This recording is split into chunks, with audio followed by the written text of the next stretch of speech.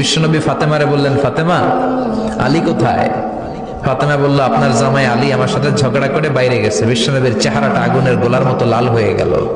বিশ্বনবী ডেকে বললেন, ফাতেমা, তুমি বিশ্বনবীর মেয়ে হতে পারো, কিন্তু আলী তোমার স্বামী। আলী যদি তোমার উপর নাখোশ থাকে, জান্নাতের দরজা তোমার জন্য খুলবে না। কোথায় গেছে আলী, কোথায়? বললেন যে মসজিদে নববীতে গেছে। বিশ্বনবী যে দেখলেন বালির উপরে আলী শুয়ে আছে। বিশ্বনবী মজা করে ডাক দিলেন, ইয়া আবা তোরাব। তোরাব অর্থ বালি, তোরাব মানে কি? বিশ্বনবী ডাক দিলেন, ইয়া আবা তোরাব, মানে হে বালির বাবা আলী, ওঠো।